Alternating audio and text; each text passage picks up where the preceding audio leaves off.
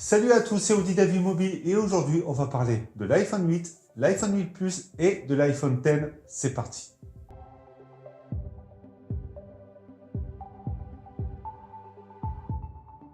Apple a donc présenté ses nouveaux iPhones ce 12 septembre 2017. Il y a eu quelques accueils mitigés sur les iPhone 8 et l'iPhone X et on passe tout de suite à la présentation des produits.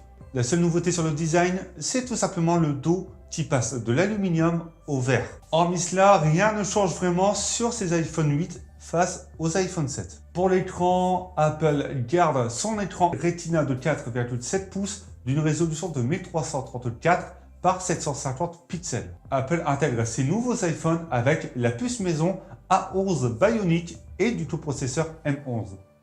Qu'est-ce qui le change face au A10 Fusion? C'est tout simplement que celui-ci sera plus performant de 25% et sera plus efficace de 70%. Il y aura également deux versions de stockage, donc 64 Go ou 256 Go. Pour la batterie intégrée sur ces iPhone 8, celle-ci permettra d'avoir une légère meilleure autonomie que l'iPhone 7. Ces iPhone 8 seront également certifiés IP68. Touch ID sera toujours présent pour la lecture d'empreintes.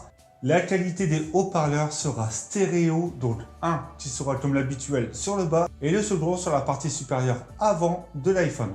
Et pour terminer, il intégrera également le Bluetooth 5.0 et vous pourrez donc connecter plusieurs appareils Bluetooth depuis cet iPhone. Pour l'iPhone 8 Plus, rien ne change à part son gabarit et surtout la taille de l'écran puisqu'il passe à une dalle de 5,5 pouces. En ce qui concerne les caméras, l'iPhone 8 possède un capteur de 12 millions de pixels avec une stabilisation OS. Ce qui est à noter, c'est que ce capteur vous permettra de filmer en 4K à 60 images secondes et en 1080p à 240 images secondes.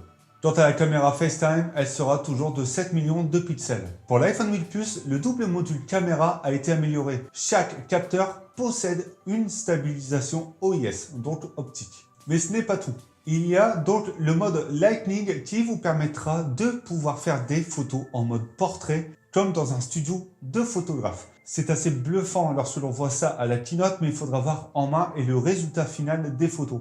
Mais ça peut être intéressant pour ceux qui adorent prendre donc des photos de portrait et pouvoir les retravailler avec des entrées de lumière différentes ou pouvoir mettre un fond noir tout simplement. Le grand changement concernant l'iPhone X, c'est tout simplement qu'il sera sans bordure. Même si le cadre dépasse un petit peu, et ce qui donne cet effet qui n'est pas si borderless que ça, c'est quand même le fait qu'Apple suit les tendances au design sans bordure. On retrouve, comme sur l'essentiel phone, mais en beaucoup plus large, la caméra et tous les capteurs qui se situent en haut, au centre de l'écran. Le smartphone sera également en verre et surtout possédera un écran OLED. Et c'est la première fois qu'Apple emploie cette technologie d'écran sur un de ses iPhones. Il sera donc de 5,8 pouces avec une résolution de 2436 par 1125p, ce qui donne une densité de pixels de 458 pixels par pouce. Cet écran sera également Dolby Vision et donc HDR10, ce qui est vraiment une grande nouveauté pour un iPhone. Cela devra également apporter une meilleure consommation de l'énergie. Les pixels s'illuminent automatiquement lorsqu'il y a de la couleur, ce qui amène également des noirs profonds.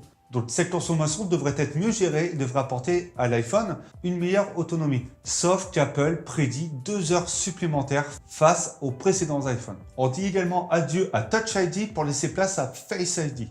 Qu'est-ce que c'est? C'est tout simplement la reconnaissance faciale d'Apple. Cette reconnaissance faciale se fait sur du 3D, c'est-à-dire que tous les capteurs sur la partie supérieure permettront au smartphone de vous reconnaître, même si vous portez des lunettes, si vous vieillissez ou même si vous laissez pousser votre barbe.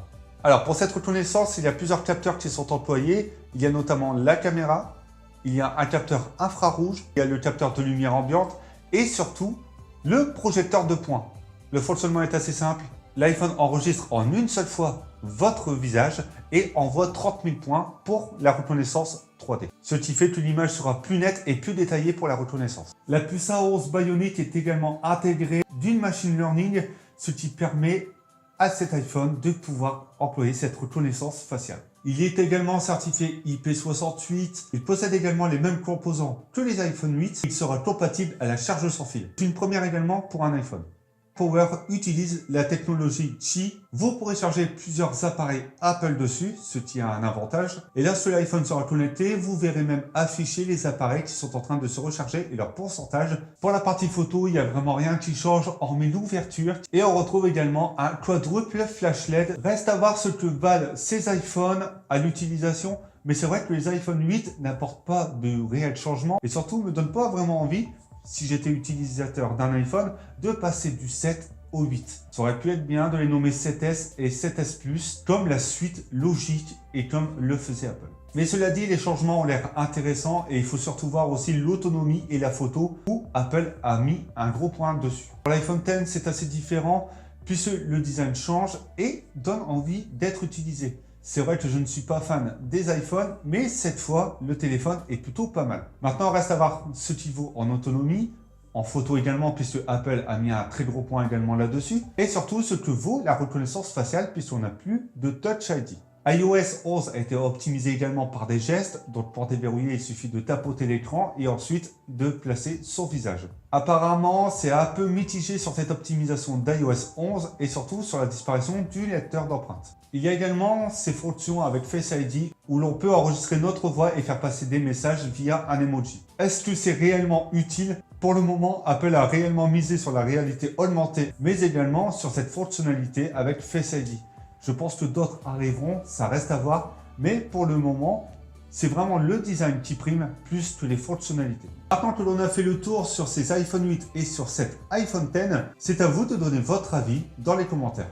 N'hésitez pas à réagir, à poser vos questions. De toute façon, vous retrouverez les articles descriptifs dans la description. Tu peux mettre un pouce bleu si tu apprécies le contenu de cette vidéo et même à t'abonner si tu apprécies le contenu de la chaîne. N'hésitez pas à donner votre avis sur les produits testés sur la chaîne Avis Mobile, mais également sur avismobile.fr. Et on se retrouve bientôt pour d'autres vidéos.